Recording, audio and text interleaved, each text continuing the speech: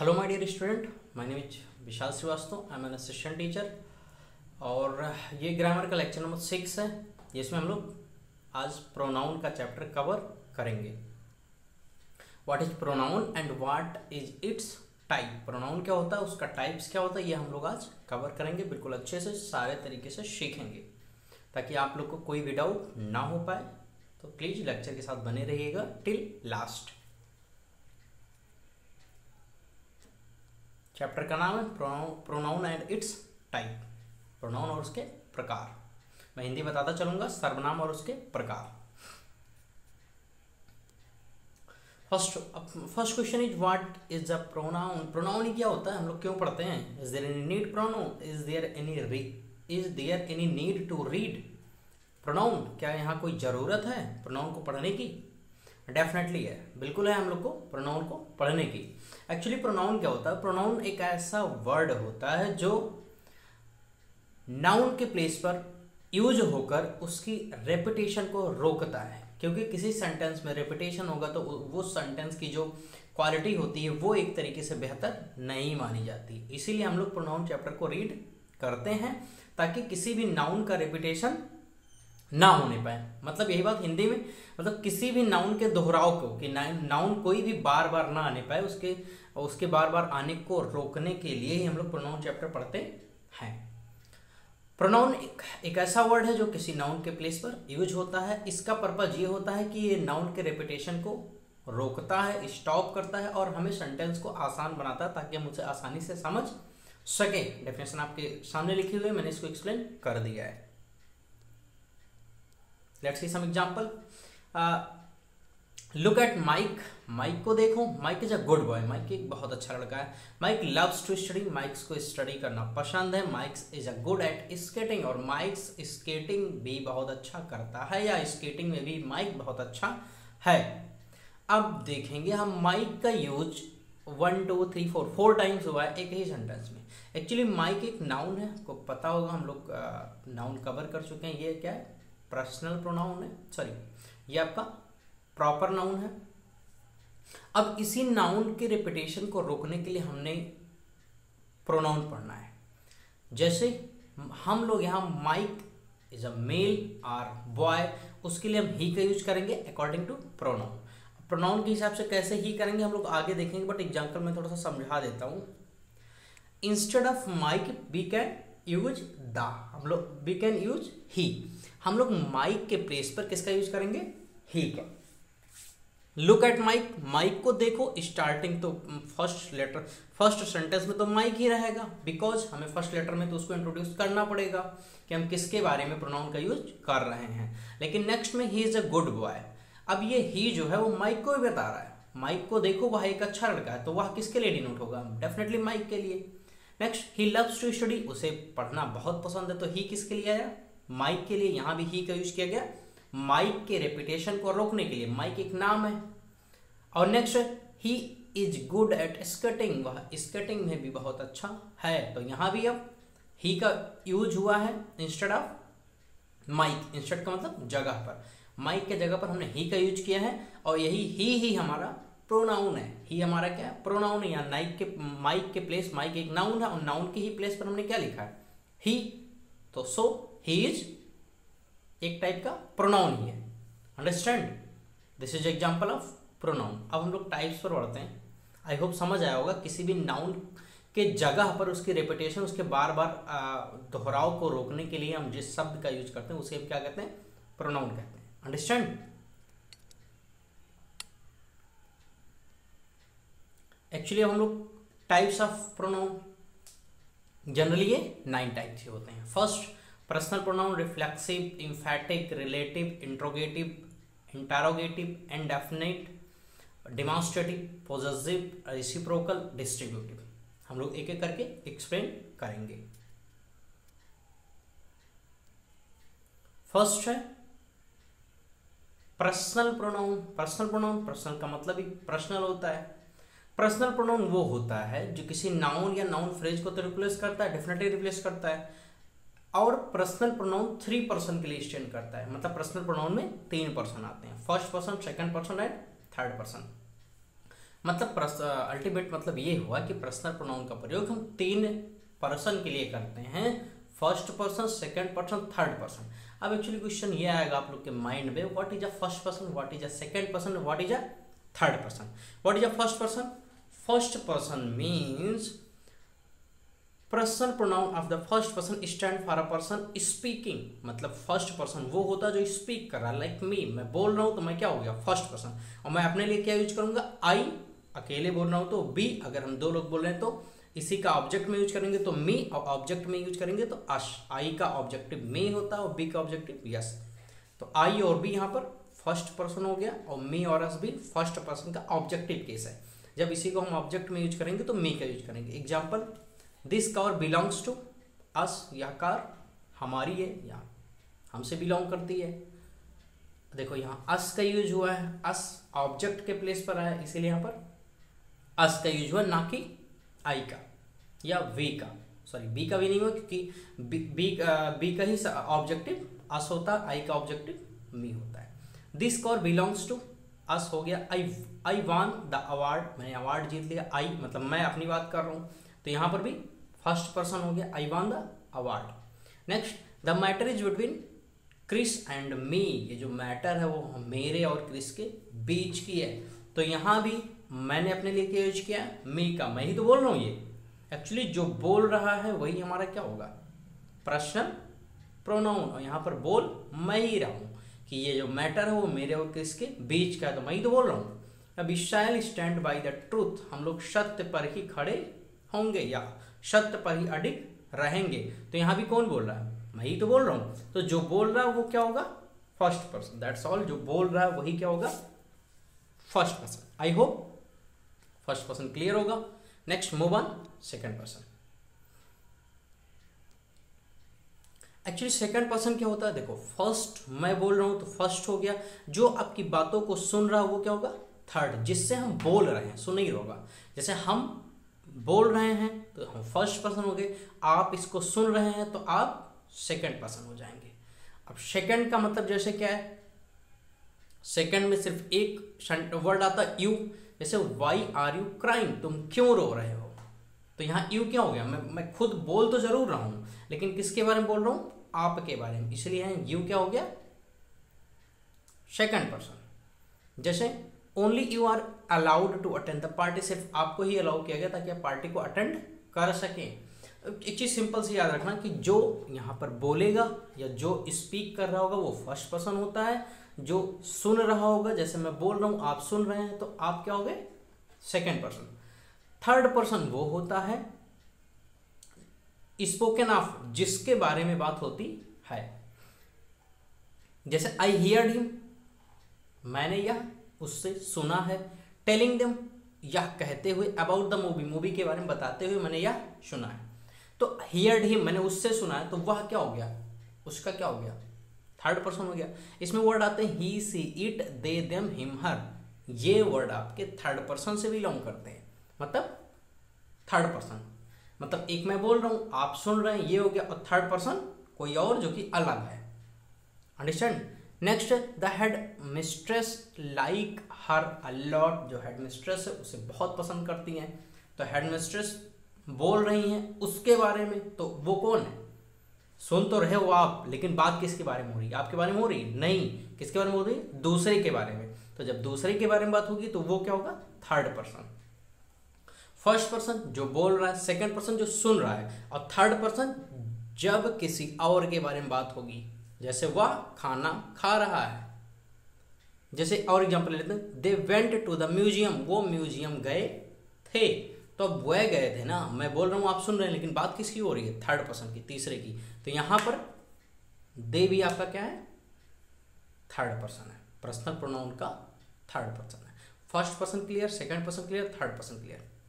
Personal pronoun of for people, people के लिए personal pronoun का यूज होता है I you he, she we they, me you him her us them, ये people के लिए यूज होता है। थिंग्स के लिए इट दे देम, जब इट एक होगा तो इट, और ज्यादा होगा तो दे और देम का यूज होगा। I hope first person, second person, third person आपका क्लियर होगा। If any doubt then comment in comment section. Next देख लेते हैं। थर्ड रिफ्लेक्सिव, सेकंड टाइप आपका रिफ्लेक्सिव प्रोनाउन है। सेकंड टाइप आपका रिफ्लेक्सिव प्रोनाउन। रिफ्लेक्सिव प्रोनाउन क्या होता है? Reflexive pronoun are pronouns where the subject and object are same person, मतलब जो सब्जेक्ट और ऑब्जेक्ट, मतलब जो बोल रहा हो, जिसके बारे में बात हो रही है, दोनों सेम होंगे तो वो क्या होंगे? Reflexive pronoun. पर्सनल प्रोनाउन को हम हिंदी में क्या कहते हैं?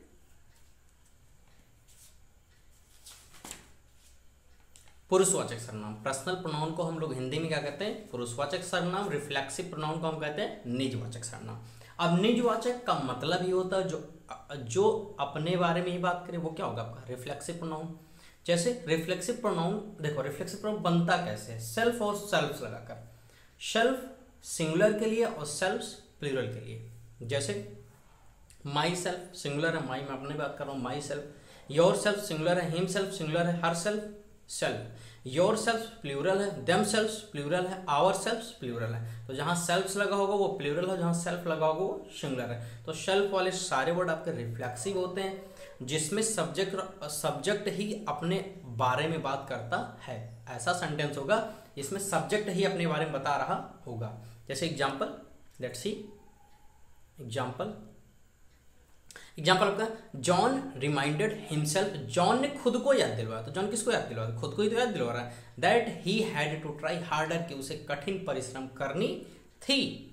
जॉन ने खुद को ये याद दिलवाया, जॉन ने खुद को रिमाइंड किया कि अगर मैं कठिन परिश्रम करता तो डेफिनेटली आज पास हो जाता। ऐसा हो सकता है इसके बारे में सेंटेंस। जॉन रिमाइंडेड हिमसेल्फ, तो इसका मतलब जॉन किसके बारे में बात कर रहा है? अपने बारे में बात कर रहा है। Next, you are old enough to dress yourself, मतलब तुम इतने बड़े हो चुके हो कि खुद से ड्रेस पहन सको। तो यहाँ तुम अपने बारे में तो बात कर रहे हो, खुद के बारे में, कि तुम इतने बड़े हो चुके हो कि तुम खुद से ड्रेस पहन सको। तो तुम और खुद तुम ही हो। Suddenly I found my self in a dark corner, अचानक मैंने खुद को एक अंधेरे कॉर्नर पर पाया। तो मैंने खुद को, मैं खुद को ही पा रहा हूँ। तो यहाँ अपने बारे में तो बात कर रहा हूँ। The dog covered itself with dirt, मतलब जो डॉग था उसने अपने आप को बिल्कुल गंदा कर लिया। तो डॉग किसको गंदा कर रहा है? अपने आप को। तो आपका रिफ्लेक्सिव बहुत ही इजी है, मतलब जो सब्जेक्ट होगा वो खुद के बारे में बात कर रहा होगा। आई होप रिफ्लेक्सिव क्लियर होगा। Let's move on next types, emphatic pronoun. Next type आपका क्या है? इम्फैटिक। एक्चुअली बहुत अच्छा है, क्योंकि अभी मैं रिफ्लेक्सिव और इम्फैटिक में डिफरेंस बताऊंगा, जो कि बहुत अच्छा होगा आप लोग के लिए। शायद आप लोगों ने इस तरीके से नहीं समझा होगा जैसे मैं बताऊंगा। Emphatic pronoun are pronouns using for highlights, stressing और एम्फसाइज द नाउन और pronoun that comes before it. Emphatic pronoun वो होता है जो किसी चीज को हाईलाइट करता है, स्ट्रेसिंग करता है, एम्फसाइज करता है नाउन या प्रोनाउन को, जो उसके बिफोर आता है। जो उसके कहाँ आता है? बिफोर आता है। आई होप ये चीज क्लियर होगा। जो उसके तुरंत पहले आता है उसको क्या करता है? उस पर वो इम्फैटिक, मतलब हल्का सा, मतलब फोर्सफुली कहता है। जैसे हम लोग देख लेते हैं, Joseph himself went to check the gate. Joseph खुद गया, जोसेफ खुद जा रहा है। यहाँ पर एक आप अल्टीमेटली देखेंगे तो एक तरीके का इम्फसाइज किया जा रहा है। खुद गया, या हाईलाइट भी कह सकते हैं, खुद गया गेट को चेक करने के लिए कि गेट पर कौन आया है। ही हिमसेल्फ इज रिस्पॉन्सिबल, वो खुद ही रिस्पॉन्सिबल है फॉर दोज लो ग्रेड, मतलब उसके जो कम मार्क्स है उसके लिए और कोई रिस्पॉन्सिबल नहीं, वो खुद ही रिस्पॉन्सिबल है। उसके कम मार्क्स के लिए वो खुद ही रिस्पॉन्सिबल है। तो यहाँ हिमसेल्फ वो एम्फसाइज करने के लिए लगाया गया, मतलब खुद पर प्रेशर डालने के लिए या खुद को हाईलाइट करने के लिए। जैसे they themselves admitted to their mistake, मतलब उन्होंने खुद से स्वीकार कर लिया कि हाँ हमने गलती की है। उन्होंने खुद से क्या किया? स्वीकार कर लिया कि उन्होंने गलती की है। दे देमसेल्फ, उन्होंने खुद को, मतलब अब यहाँ पर वो एम्फसाइज कर रहे हैं हाँ मैंने गलती की है। द बुक इटसेल्फ, मतलब ये बुक स्वयं बताती है सारे प्रोनाउंस को, स्वयं बताती है। अब मैं सबसे बड़ा डिफरेंस आपको बहुत अच्छे समझा देता हूँ। एक्चुअली जो रिफ्लेक्सिव होगा उसमें सब्जेक्ट के तुरंत, अच्छा एक और चीज, एक्चुअली इसमें भी वो सारे वर्ड आते हैं जो आपके रिफ्लेक्सिव में आते हैं, जैसे myself, himself, herself, itself, yourself, themself, ourself. तो अब ये कंफ्यूजन होगी कि दोनों में डिफरेंस क्या है। डिफरेंस तो मैंने ये बताया, जब वो खुद के बारे में बात करेगा तो रिफ्लेक्सिव होगा, लेकिन जब खुद पर वो प्रेशराइज करके बात करेगा, फोर्सफुली बात करेगा, तो वहां पर इम्फेटिक होगा। अब मैं थोड़ा सा और आपको क्लियर कर देता हूँ, let me clear. Emphatic, actually emphatic में जो होगा वो सब्जेक्ट के तुरंत बाद ही हर सेल्फ, माई सेल्फ वाले वर्ड लगे होंगे, मतलब सब्जेक्ट के तुरंत बाद ही लगे होंगे। ये चीज बिल्कुल फोकस करना, सब्जेक्ट के तुरंत बाद जो सेल्फ वाला वर्ड लगा होगा वो आपका इम्फेटिक होगा। वहीं अगर सब्जेक्ट के तुरंत बाद नहीं आ रहा है तो वो आपको रिफ्लेक्सिव होगा। Let me show you here, look here. अब देखिए ध्यान से, क्या ये देखो सब्जेक्ट यहाँ जॉन है और आपका जो हिमसेल्फ हो यहाँ पर है। सब्जेक्ट आपका जॉन है, आपका हिमसेल्फ यहाँ पर है। यू आपका सब्जेक्ट यहाँ पर है और योर सेल्फ यहाँ पर है। आई यहाँ पर है सब्जेक्ट, माई सेल्फ यहाँ पर है। ऐसे मैं उसको एक्सप्लेन कर देता हूँ।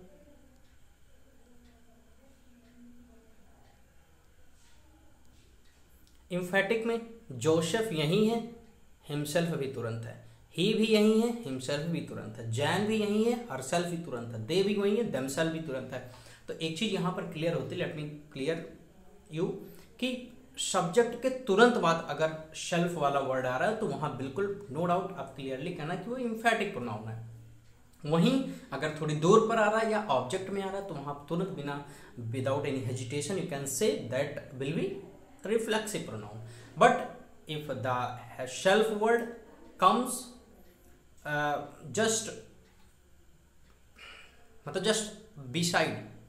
just beside of the noun or subject, then it will be definitely emphatic pronoun. I hope clear होगा। नेक्स्ट चलते हैं हम लोग नेक्स्ट टाइप पर, मूव ऑन।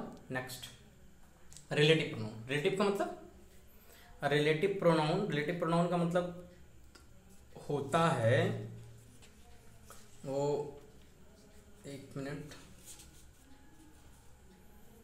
संबंधवाचक सर्वनाम। रिलेटिव प्रोनाउन का मतलब होता है संबंधवाचक सर्वनाम। एक्चुअली ये क्या करता है, एक तरीके का रिलेशन बताएगा किसी दो सेंटेंस या दो नाउन के बीच में। क्या बताएगा, दो नाउन के बीच में ये रिलेशन बताएगा, ज्वाइन करेगा दो सेंटेंस, दो क्लॉज को, और एक दूसरे के बारे में बताएगा। इसके कुछ लिस्ट है एग्जांपल में, who, whom, which, whose, that. Generally 5 ही वर्ड आते हैं, हु, व्हिच, हुज, दैट। जैसे this is the lady who helped me, ये वही लेडी है जिसने मेरी मदद की थी। तो यहाँ lady, this is the lady, यहाँ पर एक सेंटेंस है कि वही लेडी है जिसने मेरी मदद की थी। तो यहाँ हु क्या बता रहा है, दोनों में रिलेशन है। अगर हम दिस इज द लेडी और हु को हटाकर हेल्प्ड मी लिख दे तो क्या सही होगा, नहीं। तो उसको जोड़ने के लिए, एक रिलेशन बनाने के लिए हमें who, whom, which, whose, that में से जो परफेक्ट होगा या जो बिल्कुल एक्यूरेट होगा, जो सही होगा वहां पर सेंस के अकॉर्डिंग, मीनिंग के अकॉर्डिंग, उसका हम प्रयोग करेंगे। जैसे दिस इज द बुक, ये वही बुक है। दिस इज द बुक, ये वही किताब है। दैट्स माई मदर रोड, जिसको मेरी माँ ने लिखा है, मतलब ये वही किताब जिसको मेरी माँ ने लिखा है। ये वही किताब है जिसको मेरी माँ ने, ये वही किताब है जिसको मेरी माँ ने लिखा है। तो यहाँ देखो क्या हो गया, ये वही किताब है, डैश माई मदर रोड। तो यहाँ देखो मेरी माता ने लिखा या वही किताब, दोनों में रिलेशन आप कैसे बताओगे, दैट ही लगाकर। सिंपल सी बात है, रिलेशन आपको दिखाना पड़ेगा तो यहाँ दैट लगाना पड़ेगा। This is the house which belongs to my great grandfather, मतलब ये घर वही है जो मेरे ग्रेट ग्रैंडफादर से बिलोंग करता है या उन्होंने बनवाया था, उनके समय में ये बना था। जैसे मैं और इसको क्लियर कर देता हूँ आपको, नो डाउट और अच्छे से देखो। अगर पीपुल होगा, अगर दो पीपुल के बीच में रिलेशन दिखाया जा रहा है तो वहां पर हु या होम लगेगा। क्या लगेगा, हु या होम। अगर वही एनिमल और थिंग्स के बीच में रिलेशन दिखाया जाएगा तो व्हिच लगेगा।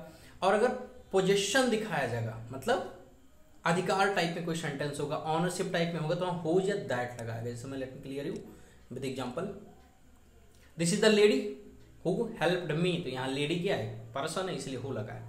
This is the book my mother road, तो यहाँ एक तरीके का एक मतलब पर्सन है और दूसरा न्यूट्रल थिंग्स है, बुक्स है, तो इसीलिए यहाँ दैट लगा है। मतलब एक मिनट में फिर से क्लियर कर देता हूँ। जो होगा पोजीशन दिखाया जाएगा, पोजीशन दिखाया जाएगा तो दैट लगेगा। और व्हिच एनिमल्स और थिंग्स के लिए, again come on that slide. जैसे देखो, दिस इज द मैन, या वही आदमी है whose horse won the race, जिसके हॉर्स ने रेस को जीता है। तो हुज, हुज क्या देखो, हुज इसलिए लगा क्योंकि यहाँ मैन है और दूसरा हॉर्स है, तो हुज पर्सन के लिए लगेगा, तो यहाँ पर्सन का रिलेशन दिखाया जा रहा है, इसलिए यहाँ हुज का प्रयोग हुआ है। दूसरा हुज एक हाउस है, मतलब यहाँ न्यू, मतलब यहाँ नॉन लिविंग थिंग्स है, नॉन लिविंग थिंग के लिए हम हुज का प्रयोग करेंगे। हु पर्सन के लिए, हुज थिंग्स या एनिमल के लिए, थिंग्स के लिए या एनिमल के लिए, और पोजीशन के लिए दैट। जैसे यहाँ हाउस तो न्यूट्रल थिंग्स है, मतलब यहाँ चीज की बात हो रही है, जैसे हुज लगा। हु पर्सन की बात हो रही है, और दैट पोजीशन बताया जा रहा है कि ये बुक मेरी माता ने लिखा है। आई होप क्लियर होगा। नेक्स्ट चलते हैं हम लोग नेक्स्ट टाइप पर। ये already I explained it. 13 interrogative pronoun, मतलब प्रश्नवाचक सर्वनाम। एक्चुअली बहुत ही आसान है। इंटरोगेटिव का मतलब क्या होता है, प्रश्नवाचक, मतलब इसमें क्या होगा, क्वेश्चन पूछा जाएगा। जैसे अच्छा, इसमें कौन सा वर्ड आएगा, WH फैमिली का सारा वर्ड आ जाएगा। What, which, whomever, who, whom, whatever, whichever, whoever, whomever. Example sentence देख लेते हैं। Who is there at the door, कि डोर पर कौन है, डोर पर कौन है, क्वेश्चन किया जा रहा है ना, डेफिनेटली क्वेश्चन किया जा रहा है, तो इंट्रोगेटिव प्रोनाउन हो गया। यहाँ क्वेश्चन किस वर्ड से किया जा रहा है, हु से, इसीलिए हु हमारा क्या हो गया, interrogative pronoun. Which is your book, तुम्हारी किताब कौन सी है। व्हिच देखो यहाँ थिंग्स के लिए आया है, डेफिनेटली हम पीछे बताया था, थिंग्स के लिए क्या आएगा, व्हिच आएगा, और पर्सन के लिए हु, तो बाहर कोई पर्सन ही खड़ा होगा तो हु लगा, यहाँ बुक के लिए which. Whatever are you doing, तुम कुछ भी कर रहे हो। अच्छा, इवर अगर लगा रहेगा तो वहाँ सरप्राइज, कंफ्यूजन, इरिटेशन की बात होगी। या तो सरप्राइज दिया जा रहा होगा अगर इवर, जैसे व्हाट इवर, होम इवर, इस टाइप का सेंटेंस लगा विद इवर जॉइंट है उसमें, तो या तो सरप्राइज होगा, तो कंफ्यूजन होगा, तो इरिटेशन होगा। जैसे यहाँ whatever are you doing, मतलब कंफ्यूजन है, तुम क्या कर रहे हो, कंफ्यूजिंग में बोल रहा हूँ, I am not certain, I am not clear, definitely clear नहीं हूँ, बैग हूँ, बैग मतलब सॉरी, हाँ बैग ही है, मतलब अस्पष्ट हूँ, मुझे पता ही नहीं क्या कर रहा हूँ, मैं कंफ्यूजन में हूँ। हु इज मेकिंग नॉइस, कौन आवाज कर रहा है, यहाँ श्योर हूँ। Whom were you speaking to, तुम किससे बात कर रहे हो। जिसका आएगा या जिसको, जिसको के लिए होम, या किसको के लिए होम, कौन के लिए हु, और जो या जिस, देखिए हमने रिलेटिव में पढ़ा है, जो और जिसको, हो मतलब जो, और होम मतलब जिसको, तो जहाँ जिसको मीनिंग आएगी वहाँ होम लगाएंगे रिलेटिव में, और जहाँ जो आएगी वहाँ हो लगाएंगे। लेकिन वही इंट्रोगेटिव में हो का मतलब कौन, और होम का मतलब किससे या किसको। व्हिच एवर कम फर्स्ट, मतलब I am little bit confuse, which ever come first कौन यहाँ आया था, मैं थोड़ा सा कंफ्यूज हूँ, मुझे क्लियर नहीं है, इसलिए मैंने क्या लगाया व्हिच एवर, नहीं तो व्हिच लगाता मैं, सर्टेन होता तो अगर थोड़ा सा कंफ्यूजन होगा, सरप्राइज होगा, मुझे नहीं पता होगा, इरिटेशन होगा, तो वहाँ पर हम इवर, मतलब इंट्रोगेटिव प्रोनाउन के लास्ट में इवर को हम ऐड कर देंगे। आई होप इंट्रोगेटिव क्लियर होगा। If any doubt then comment in comment section. थोड़ा सा इसको क्लियर कर दो। देखो, हो का मतलब जो होगा, और होज का मतलब जिसको, होज का मतलब जिसको, अंडरस्टैंड। ऐसे ही सेम यहाँ हो का मतलब, यहाँ हो का मतलब कौन होगा, हो का मतलब कौन होगा, और यहीं होम का मतलब किसको या किससे, ये सब आएगा, किसको या किससे, ये सब आएगा। आई होप ये क्लियर होगा। Let me raise it.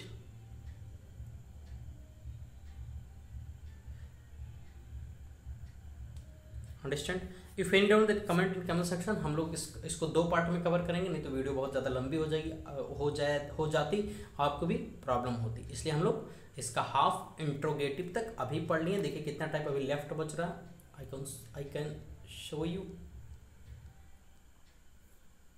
Sorry, हम लोगों ने इंट्रोगेटिव तक कवर किया है। इंट्रोगेटिव आपका 5th नंबर का, हमें indefinite, demonstrative, possessive, reciprocal, distributive पढ़ना है, तो हम लोग अगले सेशन में करेंगे। Next lecture number 7। तो इसको जरूर देखिए, वीडियो को देखिए टिल लास्ट, और प्लीज़ इसको सब्सक्राइब करें, शेयर करें, और अपने और दोस्तों को भेजें ताकि वो इसकी मदद से अपनी पढ़ाई को जारी रख पाएँ। I hope if any doubt किसी भी टाइप टॉपिक से रिलेटेड हो, या कोई किसी टॉपिक का वीडियो चाहते हैं, तो definitely comment in comment section. I am Vishal Srivastava.